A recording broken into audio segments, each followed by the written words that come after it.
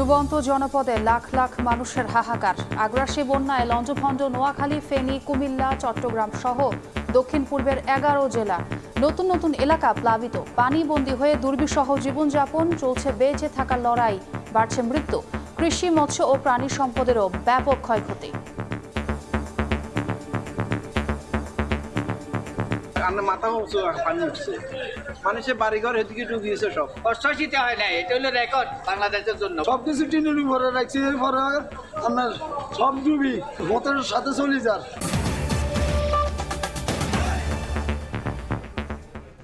সকালের সময়ের সঙ্গে আছি আমি ছোঁয়া খন্দকার।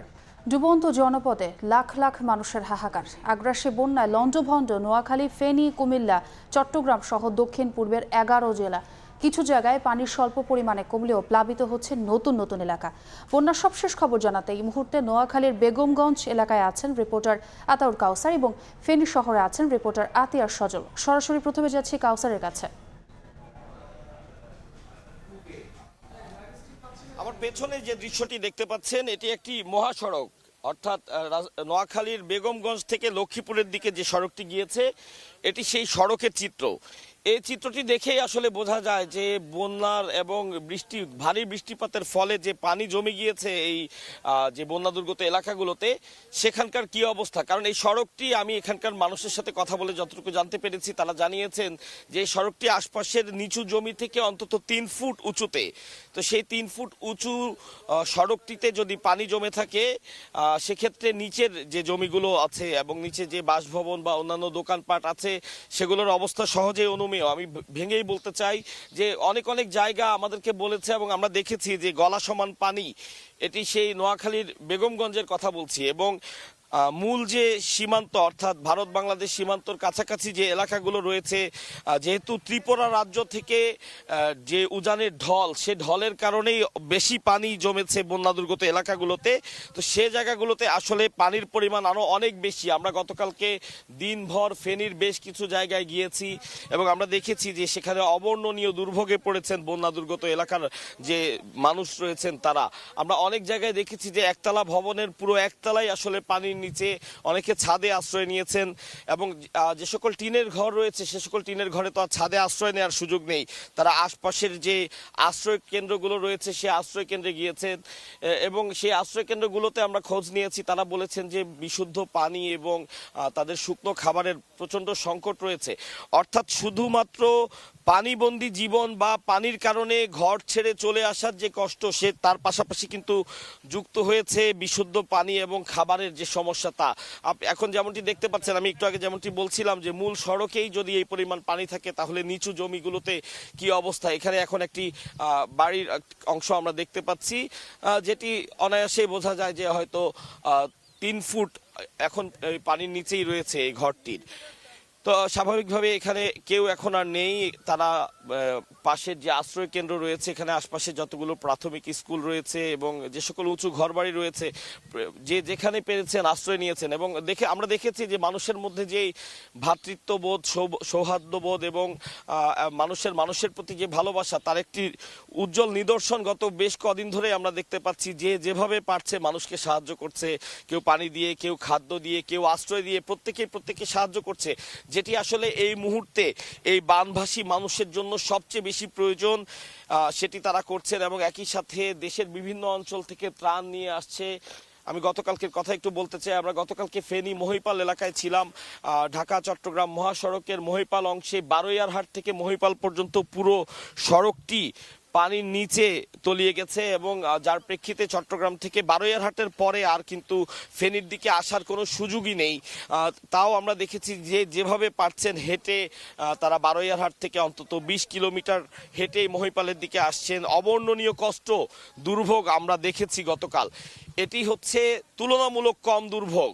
যে অংশটির কথা আমি বলছি, এর চেয়ে বেশি দুর্ভোগ পোহাচ্ছে যারা ফেনী 6টি উপজেলা, বিশেষ করে ছাগলনাইয়া এবং ওইদিকের আশপাশের যে সকল মানুষ রয়েছেন, যারা সীমান্তবর্তী কাছাকাছি এলাকার মানুষ, তাদের এখানে পানি অনেক বেশি পরিমাণে উঠেছে। এবং আমাদেরকে যতটুকু জানিয়েছেন অনেকে, যে আসলে অনেকে তাদের আত্মীয় স্বজন বা পরিবার পরিজনের কোনো খোঁজ পাচ্ছেন না, যেহেতু বানভাসী জলের কারণে বিদ্যুৎ বিভ্রাটের সৃষ্টি হয়েছে। সেই এলাকাগুলোতে আজকে 3-4 দিন ধরে বিদ্যুৎ নেই। স্বাভাবিকভাবে মোবাইল টাওয়ারগুলো কাজ করছে না। কেউ আসলে তাদের স্বজনদের খোঁজও নেওয়ার মতন কোনো উপায় নেই। আমরা রাজধানী সহ বাংলাদেশের বিভিন্ন এলাকা থেকে বিভিন্ন পরিচিত জনদের মাধ্যমে জানতে পেরেছি যে তারা তাদের আত্মীয় স্বজন বা পরিজনদের জন্য অত্যন্ত চিন্তিত, কারণ তারা তাদের কোনো খোঁজটিও পাচ্ছেন না। তারা এমনটিও জানতে পারছেন না যে তারা নিরাপদে তাদের আশ্রয় কেন্দ্রে পৌঁছাতে পেরেছেন কিনা।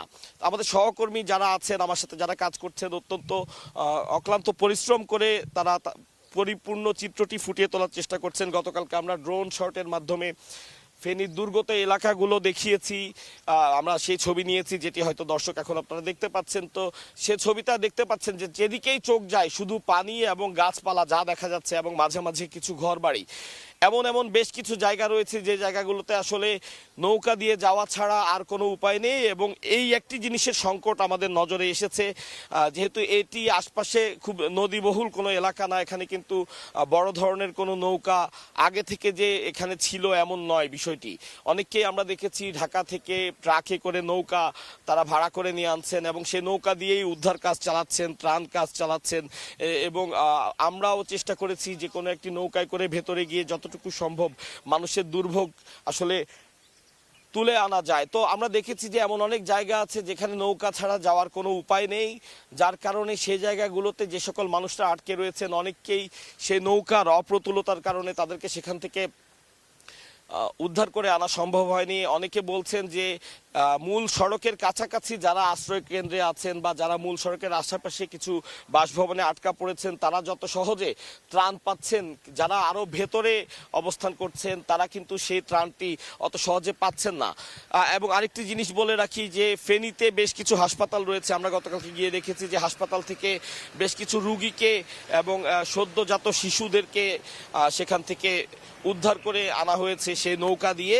এবং আমরা দেখেছি সেনাবাহিনী, ফায়ার সার্ভিস এবং অন্যান্য যে সকল সরকারি সংস্থা বা বাহিনীগুলো রয়েছে তারা অক্লান্ত পরিশ্রম করছে। আমরা এমন বেশ কয়েকবার দেখেছি গতকালকে যে সেনাবাহিনীর হেলিকপ্টার দিয়ে সেই রিমোট প্লেস যেই প্লেসগুলো রয়েছে, যেসব জায়গায় আসলে নৌকা ছাড়া যাওয়ার কোনো সুযোগ নেই এবং নৌকার অপ্রতুলতার কারণে সেদিকে যাওয়া যাচ্ছে না, সেনাবাহিনী এক একটি বাসার ছাদের উপরে সেনাবাহিনীর হেলিকপ্টার থেকে ত্রাণ ফেলছে এবং লাইফ জ্যাকেট তারা ছুঁড়ে মারছেন। এভাবে করে তারা তাদেরকে যতটুকু সম্ভব সাপোর্ট দেওয়ার চেষ্টা করছেন।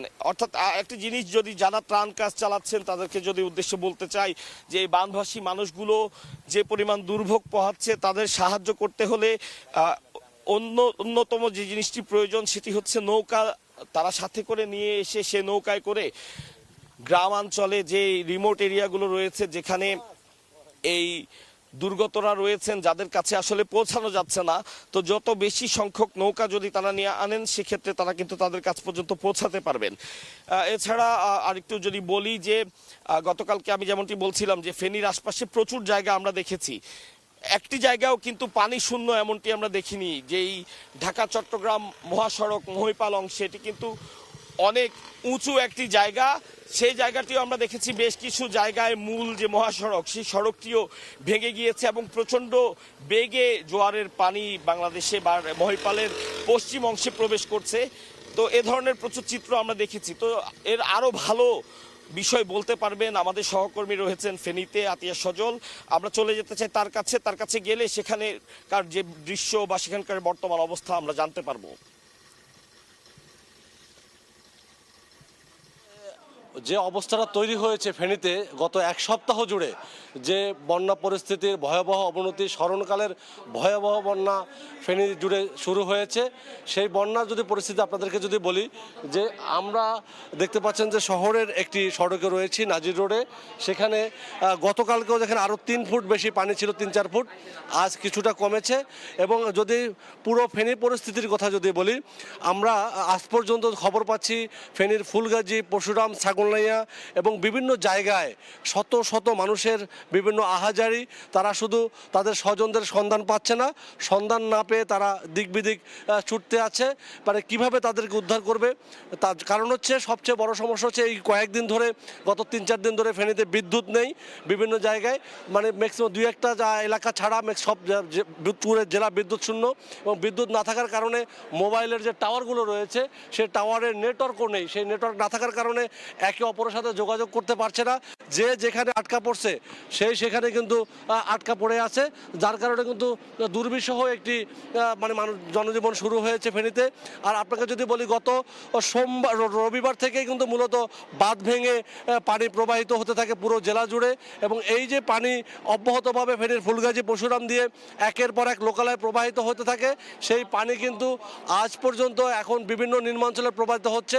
আপনাকে যদি বলি পুরো ফেনী জেলার চিত্র, সেক্ষেত্রে আমরা ফেনী শহরের শুধুমাত্র মহিফালের কিছু অংশ এবং টাং রোডের একটি অংশ থেকে ডিসি অফিস পর্যন্ত, জেলা প্রশাসন কার্যালয় পর্যন্ত সড়কটি রয়েছে, এটি ছাড়া পুরো ফেনী পানিতে তলিয়ে রয়েছে। এবং এরকম প্রত্যেকটি পাড়ার সড়ক, যে প্রতিটি সড়ক কিন্তু কোথাও হাঁটু পানি, কোথাও বুক পানি, কোথাও গলা সমান পানি, প্রত্যেক ঘরে ঘরে পানি উঠে গিয়েছে। মানুষের যারা নিচে বা বসবাস করে, বিশেষ করে তাদের কিন্তু ঘরের অর্ধেকের বেশি পানি, কোথাও ছাদ ছুঁই ছুঁই পানি, এভাবে অবস্থা শুরু হয়েছে। আরেকটা কথা যদি বলি, ফেনীর যে ব্যবসায়িক কেন্দ্রগুলো রয়েছে, তাকিয়া রোড, ইসলামপুর রোড, সেখানে কিন্তু শত শত যে ব্যবসায়ীদের, বড় বড় ব্যবসায়ীরা, পাইকারি যারা আড়তদার এবং মহিফালের বিভিন্ন আড়তদার, তারা যেটা বলছেন যে তাদের মালামাল ভিজে কোটি কোটি টাকার মালামাল নষ্ট হয়ে গিয়েছে। তারা আসলে গত 50 বা 60 বছরের মধ্যে, বা যার যে বয়স হোক না কেন, এই সময়ের মধ্যে এরকম বন্যার পানি এই অঞ্চলে মানুষ দেখেনি, যার কারণে কিন্তু মানুষের পূর্ব প্রস্তুতি ছিল না। পূর্ব প্রস্তুতি না থাকার কারণে গত 3 দিন আগে কিন্তু শহর কেন্দ্রিক যে পানিটা উঠে যায়, সেটি কিন্তু মানুষ অপ্রস্তুত ছিল, কিছু বুঝে ওঠার আগেই তাদের ব্যবসা প্রতিষ্ঠান, বাড়িঘরে, বিভিন্ন রাস্তাঘাট তলিয়ে গিয়ে চরম একটি বিপাকে পড়েছেন। আর আপনাকে যদি বলি, গত শনিবার থেকেই কিন্তু বৃষ্টির কারণে এবং ভারতের উজান থেকে নেমে আসা যে পাহাড়ি ঢলের পানি, সেই পানি কিন্তু ফেনীর মুহুরী, কহুয়া, সিলোনিয়া সে নদীর পানি বৃদ্ধি পেতে থাকে এবং পর্যায়ক্রমে সেটি 200 সেন্টিমিটার উপর দিয়ে প্রবাহিত হতে থাকে। এবং আপনাকে যদি বলি, জুলাই মাসের প্রথম দফায় কিন্তু এই নদীর প্রায় 17টি স্থানে বাঁধ ভেঙেছিল, সেই বাঁধ ভাঙা অংশ কিন্তু ভাঙ্গাই রয়েছে, যার কারণে যখন পানি বাড়ে, পানি বাড়ার সাথে সাথেই কিন্তু ভাঙ্গা অংশ দিয়ে লোকালয়ে হু হু করে পানি ঢুকে খুব দ্রুত ছড়িয়ে পড়ে। এবং এর তৃতীয় দফায় কিন্তু এই বন্যাটি চলছে। এবং আপনাকে যদি বলি, এই মুহুরী নদীর বন্যা নিয়ন্ত্রণ বাঁধ, যে 3 নদীর দূর তীরে 122 কিলোমিটার বন্যা নিয়ন্ত্রণ বাঁধ রয়েছে, সেই বাঁধ ভেঙে প্রতি বছর একাধিকবার বন্যার কবলে পড়তে হয়। এবারও বন্যার কবলে পড়েছে, তবে অন্যান্য বছর যে একাধিকবার বন্যার কবলে পড়ে, সেক্ষেত্রে কিন্তু আমরা দেখেছি যে অল্প, শুধুমাত্র ফুলগাজী পরশুরামের মধ্যেই সীমাবদ্ধ থাকে, সেটি 2 দিন 3 দিন পরেই হয়তো কিছুটা কন্ট্রোলে চলে আসে। কিন্তু এবার দেখেছি সেটা পুরোটাই একটি ব্যতিক্রম চিত্র দেখাচ্ছে। দেখতে পাচ্ছেন মানুষের বাসাবাড়ির মধ্যে অনেকের, যারা নিচতলার বিল্ডিংয়ে রয়েছে, তাদের জানলার উপরে বা অর্ধেকের বেশি পানি হয়ে তাদের বাড়িঘরের চরম দুর্ভোগ তৈরি হয়েছে। তাদের বাসাবাড়িতে পানি সংকট দেখা দিয়েছে, বিদ্যুৎ না থাকার কারণে তারা মোটর দিয়েও পানি উঠাতে পারছেন না। ঠিক তেমনি আবার কিন্তু তারা যে শুকনো খাবারের যে ব্যবস্থা নেই, গ্যাসের সংকট, মানে পানি বাড়ার কারণে কিন্তু গ্যাসের সংযোগও কিন্তু বিচ্ছিন্ন হয়ে রয়েছে, যার কারণে কিন্তু হাজার হাজার পরিবার বানবেতর জীবনযাপন করছে। সব মিলে কিন্তু দেখতে পাচ্ছেন যে শহরে নয়, পুরো জেলা জুড়ে একটি হাহাকার তৈরি হয়েছে। এবং আমরা দেখেছি গত 3-4 দিন ধরে মানুষের সাথে যোগাযোগ না থাকার কারণে, মোবাইল নেটওয়ার্ক না থাকার কারণে, বিদ্যুৎ না থাকার কারণে একে অপরের সাথে যোগাযোগ করতে পারছিল না, যার কারণে যারা দূর দূরান্তে রয়েছেন তারা তাদের স্বজনদের উদ্ধারে তারা ফেনীতে চলে আসছেন। এসে কিন্তু তারাও কিন্তু সেখানে পৌঁছতে পারছেন না। তারা বিভিন্নভাবে আবেদন জানাচ্ছে বিভিন্ন প্রশাসনের কাছে, বিভিন্ন সংগঠনের কাছে, স্লো। এরপরে কিন্তু দেখা গেছে যে এভাবেই কিন্তু আমরা দেখতে পাচ্ছি যে কিন্তু মানুষ হাহাকার তৈরি হয়েছে তাদের উদ্ধারের জন্য। কিন্তু অনেকে কিন্তু তাদের আটকে পড়া স্বজনদের উদ্ধারের জন্য বিদেশ থেকেও চলে আসছে, কিন্তু বিদেশ থেকে চলে এসে কিন্তু আমরা দেখতে পাচ্ছি যে এখানে এসে তারা কোনোভাবেই সেই জায়গায় যেতে পারেনি, উদ্ধার করতে পারেনি। গত কয়েকদিন, গতকাল থেকে যদিও বৃষ্টি নাই, এর আগে কিন্তু একদিকে যেরকম পানি বেড়েছে, অনেকে কিন্তু ঘরের ছাদে আশ্রয় নিয়েছে, কিন্তু ছাদে আশ্রয় নিয়েও তারা কিন্তু নিরাপদে ছিল না। তাদের শিশু সন্তান, বয়োবৃদ্ধ নিয়ে সেখানে বৃষ্টিতে ভিজতে হয়েছে। অনেকের যে আমরা দেখেছি টিনের পর্যন্ত, যে চাল পর্যন্ত তলিয়ে গিয়েছে, টানের চালে আশ্রয় নিয়েছে, মানুষ গাছে আশ্রয় নিয়েছে। সব মিলে কিন্তু একটি মানবিক বিপর্যয় ফেনীবাসী দেখলো। এর অতীতে কিন্তু এরকম বন্যার রেকর্ড ফেনীতে ছিল না। যারা যে বয়স অতিক্রম করেছে সবাই বলছে এমন বন্যা তারা দেখেনি। কিন্তু এদিকে আরেকটি বিষয় যেটা আমরা দেখতে পাচ্ছি যে এই ঘটনার পরে কোনো সমন্বয়হীনতা কাজ করছে। সে সমন্বয়হীনতা হচ্ছে এমন বিভিন্ন জায়গা থেকে লোকজন আসছে, কিন্তু সেই লোকজন এসে কে কোথায় যাবে এটা কিন্তু কেউ সমন্বয় করছে না। যার কারণে কিন্তু আমরা দেখছি যে সমন্বয় না করার কারণে এক জায়গায় অনেক ত্রাণ যাচ্ছে, অনেক উদ্ধারকর্মী যাচ্ছে, আবার কোনো কোনো জায়গায় কেউ পৌঁছাচ্ছেই না। এই কারণে স্থানীয় যেটা বলছেন যে এখন যত দ্রুত সম্ভব জেনারেটর দিয়ে মোবাইল নেটওয়ার্কটা চালু করা এবং বিদ্যুৎ সংযোগটা যতদূর সম্ভব এলাকা ভিত্তিক চালু করা, সেই সাথে জেলা পর্যায় থেকে একটি কন্ট্রোল রুম খুলে যে যারা যেখান থেকে ত্রাণ দিতে আসছেন তারা যেন এগুলো ত্রাণ ঠিকমতো সঠিকভাবে সমভাবে বন্টন হয় সেটা ব্যবস্থা নেওয়া। সেই সাথে কিন্তু গতকাল থেকেই বাংলাদেশ সেনাবাহিনী কিন্তু হেলিকপ্টার উদ্ধার অভিযান চালাচ্ছে এবং যদিও আবহাওয়াটা কিছুটা ভালো থাকার উদ্ধার অভিযানে কিছুটা জোর পাচ্ছে, এবং কোস্টগার্ডও কিন্তু এখানে উদ্ধার অভিযান চালাচ্ছে। সেই সাথে কিন্তু যেটা চালাচ্ছে স্থানীয় যেটা বলছেন সেটা পর্যাপ্ত নয়। তারা জানাচ্ছেন এটা আরও লজিস্টিক সাপোর্ট এবং ম্যান পাওয়ার উদ্ধারের জন্য আরও বেশি বাড়ানো দরকার। এই ছিল আমার কাছে ফেনীর বন্যা পরিস্থিতির সবশেষ। সরাসরি যুক্ত ছিলাম ফেনী এবং নোয়াখালীতে। উজানের ঢলে কুশিয়ারা নদীর পানি বিপদসীমার ওপর দিয়ে বয়ে যাওয়ায় প্লাবিত হয়েছে সিলেটের নিম্নাঞ্চল। পানি বন্দী হয়ে দুর্ভোগে বহু মানুষ। বিস্তারিত জানাতে ফেঞ্চুগঞ্জ থেকে সরাসরি যুক্ত হচ্ছেন সহকর্মী আমিনুল ইসলাম। গেল কয়েকদিন ধরে মৌলভীবাজারের নিম্নাঞ্চলের মানুষের কষ্টের শেষ নেই এবং থেকে থেকে বৃষ্টিপাত হচ্ছে এবং এর আশেপাশের যে নদ নদীগুলো রয়েছে, বিশেষ করে আপনারা দর্শক জানেন যে মৌলভীবাজারের মনু নদীর পানির বৃদ্ধি পেয়ে এখানকার যে বাঁধগুলো ছিল বাঁধগুলো ভেঙে শহরের ভেতরে পানি প্রবেশ করেছে এবং এর নিম্নাঞ্চলের বেশ কিছু এলাকায় কিন্তু পানিতে নিমজ্জিত রয়েছে। আমরা এই মুহূর্তে রয়েছি মৌলভীবাজারের আরও একটি নদী, যেটি হচ্ছে কুশিয়ারা নদী। সেই কুশিয়ারা নদীর তীরে আপনারা হয়তো দেখতে পাচ্ছেন কুশিয়ারা নদীর যে পানি বৃদ্ধির যেটি রয়েছে সেটি অব্যাহত রয়েছে এবং পানি উন্নয়ন বোর্ডের যে সর্বশেষ তথ্যটি আমাদের কাছে রয়েছে, তারা পানির রিডিং আমাদেরকে জানিয়েছেন এখন পর্যন্ত কুশিয়ারা নদীর পানি বিপদসীমার 79 সেন্টিমিটার উপর দিয়ে প্রবাহিত হচ্ছে, যেটি আসলে অনেকটা ভয়ের কারণ। আপনারা জানেন যে বাংলাদেশের ফেনী অঞ্চলে যে বন্যাটি রয়েছে প্রায় গেল কয়েকদিন ধরেই সেই এলাকার মানুষের মধ্যে যে কষ্ট রয়েছে এবং প্রশাসনের পাশাপাশি স্থানীয় পর্যায় থেকে যেভাবে উদ্ধার তৎপরতা চলছে সেভাবে মৌলভীবাজারের যে স্থানীয় প্রশাসন রয়েছে এবং সেনাবাহিনীর পক্ষ থেকেও কিন্তু সবগুলো এলাকাতে, বিশেষ করে যেসব নিম্নাঞ্চল রয়েছে মৌলভীবাজারের নিম্নাঞ্চলগুলোতে যেখানে পানি উঠে গেছে সেসব এলাকা থেকে মানুষকে সরিয়ে আনতে আশ্রয় কেন্দ্র খোলার পাশাপাশি তারা যে এলাকায় মানুষের কষ্ট হচ্ছে সেই এলাকাগুলোতে ত্রাণ বিতরণ কার্যক্রমের জন্য প্রস্তুতি নিয়েছেন। এবং স্থানীয় মানুষ যারা রয়েছেন, সিলেট অঞ্চলের মানুষ আপনারা জানেন যে এই হাওড় অঞ্চলে যখন বন্যা হয় সেই বন্যাগুলোর জন্য কিন্তু আগাম কিছু প্রস্তুতি থাকে প্রশাসনের, সেভাবে মৌলভীবাজার প্রশাসনেরও কিছু প্রস্তুতি ছিল এবং সে যে নদী তীরবর্তী যেসব এলাকা রয়েছে এবং হাওড় তীরবর্তী যেসব এলাকা রয়েছে সেসব এলাকাতে মানুষজনকে সরিয়ে আনতে তাদের পর্যায় থেকে তারা কাজ করছেন এবং স্থানীয় জনপ্রতিনিধিরাও কিন্তু এই নদীতে যখন পানি বৃদ্ধি হয় তখন কিন্তু স্থানীয়ভাবে জনসচেতনতা বৃদ্ধিতে তারা কাজ করেন। তো মৌলভীবাজারও আমরা দেখেছি গেল কয়েকদিন ধরে উদ্ধার তৎপরতা চলার পাশাপাশি তারা কিন্তু আশ্রয় কেন্দ্রগুলোতে খাবার বিতরণ থেকে শুরু করে সেনাবাহিনী যেহেতু এই মুহূর্তে দায়িত্বে রয়েছে, বিভিন্ন এলাকাতে সেনাবাহিনীর সদস্যরা কাজ করছেন, তারা কিন্তু এই বন্যা কবলিত মানুষজনকে উদ্ধারের পাশাপাশি তারা কিন্তু বিভিন্ন জায়গাতে এই যে খাবার বিতরণের কার্যক্রমে সহযোগিতা করছেন।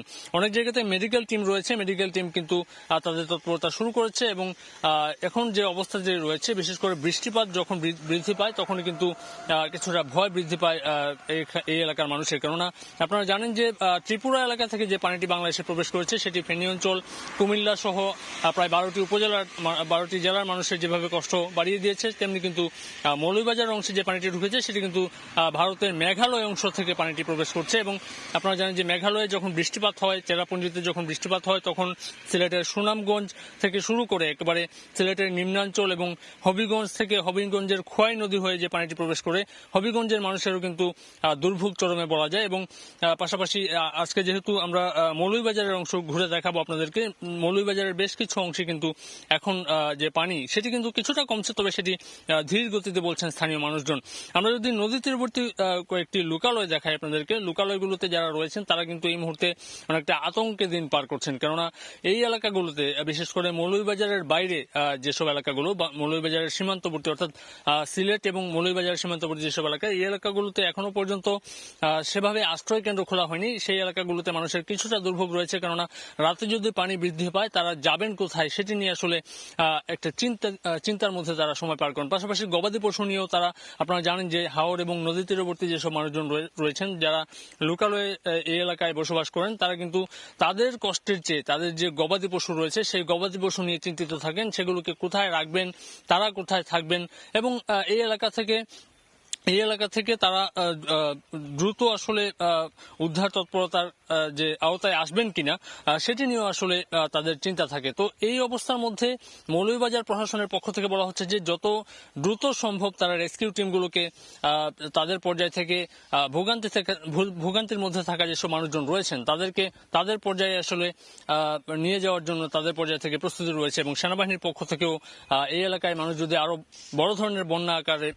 বড় আকারের বন্যার মুখোমুখি পড়েন তাহলে সেখান থেকে উদ্ধার তৎপরতা চালানো হবে। এই ছিল আসলে আমার কাছ থেকে সর্বশেষ। সরাসরি যুক্ত ছিলাম সিলেটে। হবিগঞ্জে খোয়াই নদীর পানি বৃদ্ধিতে রেল সেতু ক্ষতিগ্রস্ত হওয়ায় বন্ধ রয়েছে ঢাকা সিলেট ট্রেন চলাচল। প্লাবিত এলাকা থেকে পানি কিছুটা কমলেও দুর্ভোগে বহু মানুষ।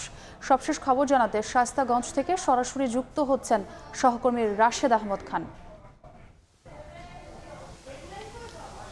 হবিগঞ্জে বন্যা পরিস্থিতি ক্রমশই উন্নতি হচ্ছে। আমরা দেখেছি যে গত কয়েকদিন যাবৎ টানা বৃষ্টি ছিল, এই বৃষ্টি বন্ধ হওয়ার পর থেকে হবিগঞ্জে বন্যা পরিস্থিতি ধীরে ধীরে উন্নতি হতে চলেছে। কিন্তু আমরা যে জিনিসটা দেখেছি যে হবিগঞ্জে গত মঙ্গলবার থেকে যে খোয়াই নদীর পানি বিপদসীমার রেকর্ড পরিমাণ উচ্চতায় চলে গিয়েছিল, যে কারণে হবিগঞ্জের যে ঢাকা সিলেট যে রেল লাইন ছিল, এই রেল লাইনের যে রেল ব্রিজগুলো ছিল এই ব্রিজগুলো ঝুঁকিপূর্ণ হয়ে পড়ায় হবিগঞ্জ শায়েস্তাগঞ্জ অফিস সহ যেসব এলাকার রেল ব্রিজ রয়েছে প্রত্যেকটা ব্রিজ ঝুঁকিপূর্ণ হয়ে পড়েছিল। পরবর্তীতে রেল কর্তৃপক্ষ ঢাকা সিলেট রেল লাইনের সব ধরনের রেল যোগাযোগ বন্ধ ঘোষণা করেছিল।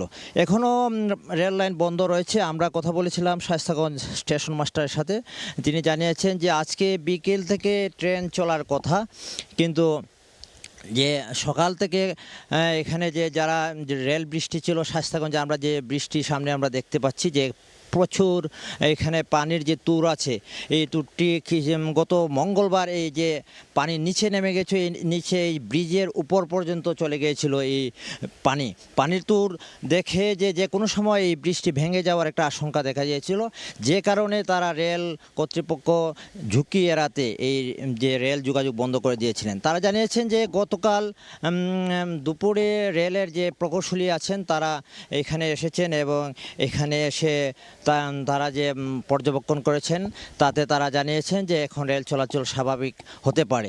তো আজকে থেকে স্টেশন মাস্টার জানিয়েছেন যে আজকে সকাল থেকেই ঘোষণা দেওয়া হয়েছে, কিন্তু সকালে যেহেতু কোনো ট্রেন নাই, বিকেলে এখানে ট্রেন চলাচল স্বাভাবিক হবে।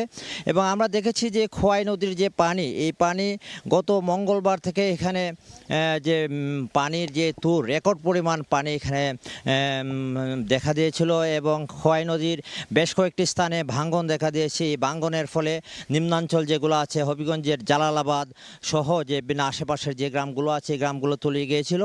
এবং আমরা দেখেছি যে এই যে রেল ব্রিজ, যে ব্রিজের সামনে আমরা দাঁড়িয়ে আছি, এই রেল ব্রিজের যে উপরে পানি চলে গিয়েছিল এবং যে কোনো সময় এই ব্রিজটা ভেঙে যেতে পারতো বলে একটা আশঙ্কা করা হচ্ছিল। কিন্তু ভাগ্যের বিষয় যে পানি পরবর্তীতে যখন বৃষ্টি কমে যায়, এখানে পানি কমতে শুরু করা, এই বৃষ্টি রক্ষা পেয়েছে এবং রেল যোগাযোগ আজকে থেকে স্বাভাবিক হওয়ার কথা রয়েছে।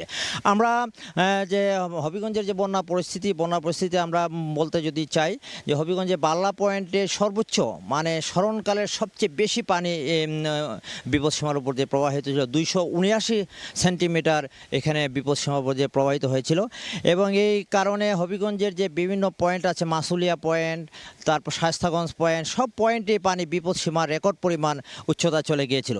এবং হবিগঞ্জের যে শহর রক্ষাবাদ, এই শহর রক্ষাবাদ একটি চরম ঝুঁকির মধ্যে ছিল। শহর রক্ষাবাদের অন্ততপক্ষে 5টি বা 6টি জায়গায় যে ঝুঁকিপূর্ণ ছিল। এই ঝুঁকিপূর্ণ অবস্থার কারণে নির্ঘুম রাত কাটিয়েছেন শহরবাসী এবং সারা এই 3 দিন 4 দিন হবিগঞ্জবাসীর জন্য একটা আতঙ্কের দিন ছিল।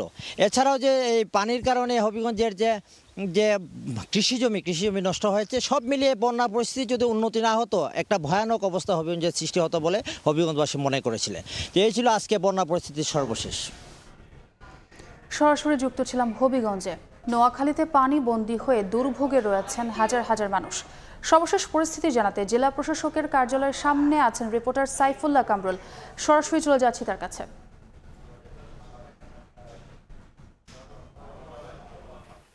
আমি এই মুহূর্তে দাঁড়িয়ে আছি নোয়াখালী জেলা প্রশাসকের কার্যালয়ের সামনে। গত 4 দিনে নোয়াখালীর মানুষ পানিবন্দী হয়ে আছে। নোয়াখালীর 9টি উপজেলার মধ্যে 8টি উপজেলায় বন্যা কবলিত হয়েছে। এখানে প্রায় 502টি আশ্রয় কেন্দ্র খোলা হয়েছে। এই 502টি আশ্রয় কেন্দ্রের মধ্যে প্রায় 70,000 মানুষ এখানে আশ্রয় নিয়েছেন। নোয়াখালীর এই উপজেলাগুলোর মধ্যে বিশেষ করে বেগমগঞ্জ, সেনবাগ, কোম্পানিগঞ্জ সদর সবচেয়ে বেশি আক্রান্ত হয়েছে। গতকাল থেকে আজকে বৃষ্টি না হওয়ার কারণে নোয়াখালীর মানুষের মাঝে কিছুটা স্বস্তি থাকলেও ফেনীর কিছু পানি এই সেনবাগ দিকে আসছে। এইদিকে গতকালকে গণতান্ত্রিক বাংলাদেশ সরকারের যুব, ক্রীড়া ও শ্রম কর্মসংস্থানের উপদেষ্টা আসিফ মাহমুদ সজীব ভুঁইয়া নোয়াখালী সফর করেছেন। নোয়াখালী ত্রাণ বিতরণ এবং সব বিষয় নিয়ে নোয়াখালী জেলা প্রশাসনের সাথে মত বিনিময় করেছেন। এছাড়া কৃষি বিভাগ যে জানিয়েছেন প্রায় 4,686 হেক্টর আমনের বীজতলা সম্পূর্ণ নষ্ট হয়েছে। আবাদকৃত আমানের প্রায় 26,900 হেক্টর জমি নষ্ট হয়েছে। আউশের 5,377 হেক্টর জমি নষ্ট হয়েছে। বিভিন্ন স্থান থেকে বিপুল পরিমাণ ত্রাণ আসছে, কিন্তু এখানে যে বিষয়টি হয়ে দাঁড়িয়েছে সেটি হচ্ছে সমন্বয়ের অভাবে বা যোগাযোগ ব্যবস্থার কারণে এলাকাগুলোতে, রিমোট এলাকাগুলোতে ত্রাণ সেভাবে যাচ্ছে না। তবে আসার কথা হলো যে এখানকার মানুষ প্রচুর পরিমাণ এই বন্যাকে মোকাবিলা করার জন্য প্রস্তুত রয়েছে। আজকে এখন থেকে কিছুক্ষণের মধ্যে স্বাস্থ্য উপদেষ্টা নুরজাহান বেগম নোয়াখালী পরিদর্শন করবেন। বন্যা অবস্থানে নিয়ে তিনি বিভিন্ন ব্যবস্থা নেবেন। এছাড়া বিএনপির স্থায়ী কমিটির সদস্য সহ বিভিন্ন রাজনৈতিক দলের নেতৃবৃন্দ নোয়াখালীতে আসছেন। নোয়াখালীর মানুষ এই বন্যাকে মোকাবিলা করার জন্য সর্বাত্মকভাবে প্রস্তুতি গ্রহণ করছে। এখানে পর্যাপ্ত শুকনো খাবার ব্যবস্থা থাকলেও এখানকার কিছু অসাধু ব্যবসায়ী এখানে যে শুকনো খাবারগুলো এগুলোর দাম বৃদ্ধি করেছে। সেই কারণে জেলা প্রশাসনের পক্ষ থেকে ভোক্তা অধিকার এবং থেকে এই ব্যবসায়ীদেরকে নিয়ন্ত্রণ করার জন্য তারা বিভিন্ন ব্যবস্থা গ্রহণ করছে। নোয়াখালীর অধিকাংশ রাস্তাঘাট চলাচল অবস্থা অনেক খারাপ হওয়ার কারণে এখানকার মানুষ পর্যাপ্ত ত্রাণ বিভিন্ন স্থানে তারা পৌঁছাতে পারছে না। নোয়াখালীর সব দিকে মোটামুটি প্রতিটি স্কুলে আশ্রয় কেন্দ্র খোলা হয়েছে। এই ছিল নোয়াখালী থেকে আমার কাছে সর্বশেষ অবস্থা। বন্যা পরিস্থিতির খবর জানতে যুক্ত ছিলাম নোয়াখালীতে। টানা কয়েকদিনের ভারী বৃষ্টিতে চাঁদপুর সেচ প্রকল্প এলাকা তলিয়ে আছে। ডুবে গেছে রাস্তাঘাট, ভেসে গেছে শত শত খামারের মাছ। সেখানকার সবশেষ খবর জানাতে ফরিদগঞ্জ থেকে সরাসরি যুক্ত হচ্ছেন সহকর্মী ফারুক আহমদ। অনবরত ভারী বৃষ্টিপাত একটানা 6 দিন, তারপর আজকে 7ম দিনে চাঁদপুরের আকাশে কিন্তু এখন সূর্য হেসেছে, অর্থাৎ আজকে কিন্তু আলো ঝলমল দিন। বৃষ্টির দেখা নেই, তবে ভোগান্তি আছে। আমি এই মুহূর্তে আছি চাঁদপুর সেচ প্রকল্পের ফরিদগঞ্জের ধানুয়া এলাকায়। আমি যেখানে দাঁড়িয়ে আছি সেই জায়গাটি আসলে মূলত একটি রিং বাঁধ, অর্থাৎ একদিকে ডাকাতিয়া নদী, আরেকদিকে মাছের বিশাল ঘের। সেই ঘেরের মাঝে আমি আছি। আমি যদি দেখাতে চাই যে এখানে অথই পানি, আমি যেখানে দাঁড়িয়ে আছি এই জায়গাটি শুকনো থাকার কথা ছিল, আর সেখানে এখন কোমর সমান পানি। আমি যদি দেখাতে চাই যে এই যে বিশাল মাছের ঘের, এই ঘেরের মতো এই সেচ প্রকল্পের মধ্যে অন্তত 50টি বড় বড় মাছের ঘের আছে এবং 5,000 পুকুর আছে যেখানে মাছ চাষ করতেন খামারিরা। সেই টানা 6 দিনের বৃষ্টিপাতে জলাবদ্ধতার শিকার হয়ে এই সমস্ত মাছের ঘের এবং পুকুরগুলো থেকে কিন্তু মাছ ভেসে গেছে। খামারিরা জানিয়েছেন যে আসলে তাদের কি পরিমাণ ক্ষতি হয়েছে এই মুহূর্তে আসলে তারা সেটা নির্ণয় করতে পারছেন না। তবে তাদের দাবি যে ঘের থেকে প্রায় মাছ কিন্তু ভেসে গেছে, তারপর কিন্তু তারা নেট দিয়ে, অর্থাৎ যে জাল দিয়ে ঠেকিয়ে রাখার একটা চেষ্টা করছেন এবং এটি একটি ব্যর্থ চেষ্টা বলে যেতে পারে। তারপরও কিন্তু তাদের চেষ্টার কিন্তু কমতি নাই। তার আগে কিন্তু বড় ধরনের ক্ষতি হয়ে গেছে। এর মধ্যে আমরা পানি উন্নয়ন বোর্ডের সঙ্গে কথা বলেছি। তারা জানিয়েছে যে চাঁদপুর সেচ প্রকল্পের যে 100 কিলোমিটার বাঁধ অভ্যন্তরে 54,000 হেক্টর জমি আছে, সেই জমির বেশিরভাগই কিন্তু এখন বলা যেতে পারে যে অনেকটা জলমগ্ন হয়ে পড়েছে। তারা চেষ্টা করছেন যে এই সেচ প্রকল্পের চরবাগাদি পাম্প হাউস এবং উদম নদী পাম্প হাউস, আরেকটি হাজিমারা পাম্প হাউস, এই পাম্প হাউসগুলো থেকে আসলে তারা ভিতর থেকে পানি নিষ্কাশনের চেষ্টা করছে। তারপর কিন্তু তাদের ব্যাকপিট হচ্ছে এই কারণে যে এই প্রকল্পের বাইরের যে পানির উচ্চতা, অর্থাৎ নদীতে যে পানি আছে সেটা কিন্তু ভিতরের চাইতে বাড়তি পানির উচ্চতা আছে, যে কারণে ভেতর থেকে পানি নিষ্কাশনে কিন্তু তাদের খুব একটা কঠিন হয়ে দাঁড়িয়েছে। জেলা প্রশাসনের সঙ্গে আমি কথা বলছি, তারা জানিয়েছেন যে চাঁদপুরের যে দুর্গম চরগুলো আছে সেই চর সহ বিভিন্ন এলাকা যারা জনমগ্ন হয়ে পড়েছে, অর্থাৎ নির্মাঞ্চলের যারা বাসিন্দা ছিলেন তাদেরকে নিরাপদ আশ্রয় জায়গার জন্য বেশ কিছু আশ্রয় কেন্দ্র খোলা হয়েছে। একই সঙ্গে সরকারের পক্ষ থেকে ত্রাণ ও পুনর্বাসন মন্ত্রণালয়ের পক্ষ থেকে এর মধ্যে কিন্তু 10 লক্ষ টাকা বরাদ্দ মিলেছে 1000 মানুষের জন্য শুকনো খাবার, একই সঙ্গে 700 মেট্রিক টন চাল বরাদ্দ দেওয়া হয়েছে এই সমস্ত দুর্গত মানুষকে সহায়তা করার জন্য। তো এই ছিল আমার কাছে চাঁদপুর সেচ প্রকল্পে জলাবদ্ধতার সবশেষ। সরাসরি যুক্ত ছিলাম চাঁদপুরে। এদিকে কাপ্তাই হ্রদের পানি বেড়ে যাওয়ায় ডুবে গেছে সিম্বল অফ রাঙামাটি খ্যাত ঝুলন্ত সেতু। ঝুঁকি এড়াতে বন্ধ করে দেওয়া হয়েছে পর্যটক পারাপার। বিস্তারিত জানাতে সেখান থেকে সরাসরি যুক্ত হচ্ছেন রিপোর্টার হেফাজত সবুজ।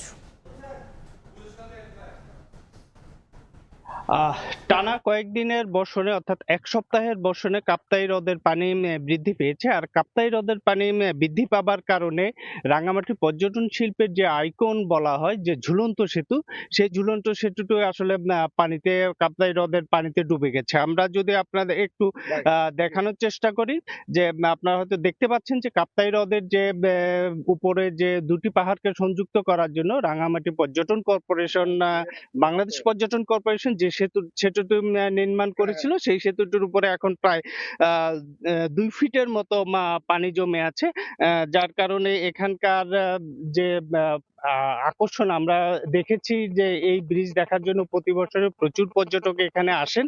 এখন এই ব্রিজ ডুবে থাকার কারণে এখানে আসলে পর্যটকের আগমনটা ঘটছে না। আমরা কথা বলেছিলাম রাঙামাটি হোটেল, মোটেল এবং হাউস বোট যারা আছে সেসব ব্যবসায়ীদের সঙ্গে। তারা বলেছেন যে মূলত রাঙামাটিতে পর্যটকরা ঘুরতে আসেন, তার প্রধান আকর্ষণীয় হলো যে এই ঝুলন্ত সেতু। এই ঝুলন্ত সেতুটা ডুবে থাকার কারণে এখানে আসলে পর্যটকের যে ভাটা পড়বে, এতে তারা ব্যবসায়িকভাবে ক্ষতিগ্রস্ত হওয়ার একটা শঙ্কা করছে। একই সাথে তারা আমাদেরকে একটি কথা বলেছেন, যেটা হলো যে এই ঝুলন্ত সেতুটি যেহেতু আসলে প্রতি বছরই কাপ্তাই হ্রদের পানি বাড়ার সাথে সাথেই ডুবে যায়, সেক্ষেত্রে এই সেতুটিকে সংস্কার করে বা আরো আধুনিকায়ন করে সেতুটিকে আসলে যাতে সারা বছর পর্যটকরা ঘুরতে পারেন, সেই বিষয়টি যাতে রাখা হয়, সেই দিকে আসলে প্রশাসনের দৃষ্টি আকর্ষণ করেছেন। আমরা আরেকটি বিষয় এখানে দেখতে পাচ্ছি, সেটা হলো যে আসলে ঝুলন্ত সেতু যেহেতু এখন ডুবে আছে, পাশে একটি ছাম্পান আছে, এই ছাম্পান দিয়ে যায় যে সকল পর্যটকরা আসলে আসে, তারা এই সাইড থেকে এক প্রান্ত থেকে অন্য প্রান্তে যাবার চেষ্টা করেন, এবং এইভাবেই আসলে বর্তমানে রাঙামাটিতে যে ঝুলন্ত সেতুতে পারাপার হচ্ছেন। আরেকটি বিষয় জানিয়ে রাখি যে রাঙামাটির এই ঝুলন্ত সেতুতে কাপ্তাই হ্রদের যে পানির লেভেল, এখন বর্তমানে কাপ্তাই হ্রদের পানির লেভেল আছে 106 MSL, যেটা আমরা কাপ্তাই জলবিদ্যুৎ প্রকল্প থেকে জেনেছিলাম। এই 106 MSL পানি হলে কাপ্তাই হ্রদের এই ব্রিজটি ডুবে যায়। তো মোটামুটি এই ছিল কাপ্তাই হ্রদে ঝুলন্ত সেতু ডুবে যাওয়া নিয়ে আমার কাছে সর্বশেষ। সরাসরি যুক্ত ছিলাম রাঙামাটিতে।